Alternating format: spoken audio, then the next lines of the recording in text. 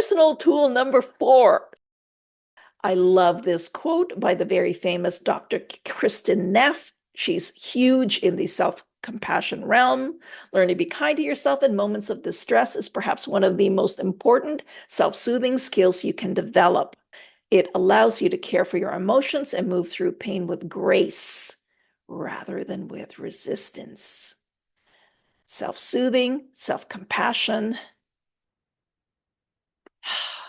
It releases a lot of the negative judgment we have on ourselves, some of the negative self-talk, some of the terrible messages we may have had planted in us as we were traveling through our earlier life. But this really does help, is the self-compassion, which is a form of self-soothing.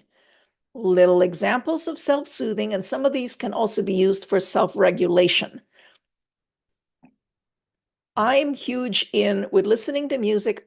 It's not always calm music for me, but I do relax more when I'm listening to music that rhymes with how I feel. So maybe it's a sappy song by Bonnie Tyler about the total eclipse of the heart, or maybe it's that beautiful song by, I think it's Bon Iver with Exile. I think the title of it is Exile, where I'm making a side door exit to this terrible life that we now have. Whatever it is, like, I find it helpful to find a song that matches my mood. Kind words to yourself, this should be the easiest thing, but it isn't. One of my favorite ones is actually relaxing hobbies of puzzles. I don't call this room my office. I call it my make shop because I made things. I make things like videos.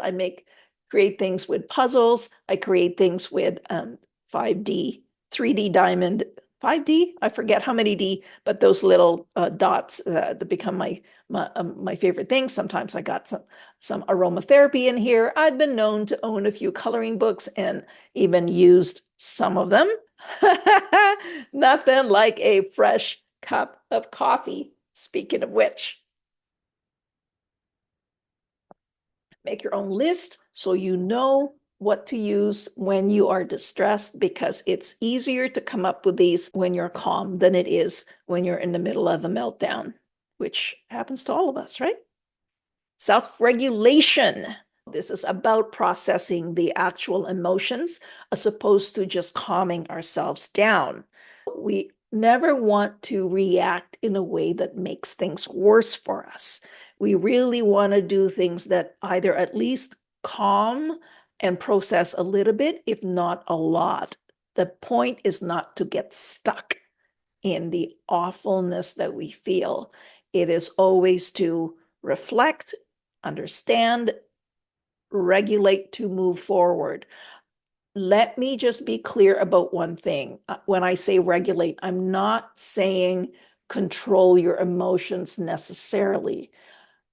You might have to if you're in the middle of a meeting and you get whatever, but sometimes you do have to manage your emotions tightly, depending on the scenario. However, I am only about processing them when it is convenient later. And there will always be a convenient time. I don't care when anybody tells me, you can always find a pocket of time to process those feelings. It is critical, because if you do not, then you spend a lifetime avoiding them and not knowing what to do with them when they arise.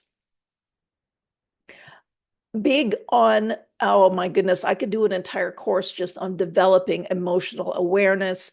It's huge. Tracking your emotions. Again, these are more higher level of examples, but I don't see why you can't do them. Many people are doing them.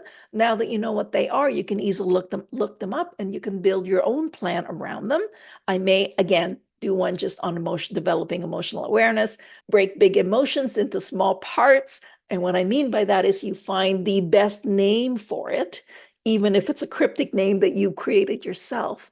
But you create that moment for yourself that says, that's what it is. That's the feeling. Oh my goodness. It's like trying to remember a lyric, but sometimes that's exactly what we need, is to really connect with what that is. Yes, sometimes you have to reframe how you see things. Not always easy, but some people can do this quite naturally in terms of balancing thoughts out. set small goals, problem solving, and I'm big on building a support network. If it's your best friend who lives across the globe, or it's you're part of a Facebook group and you've found some of your peeps there, or maybe building a support network might also include getting some professional help. Maybe.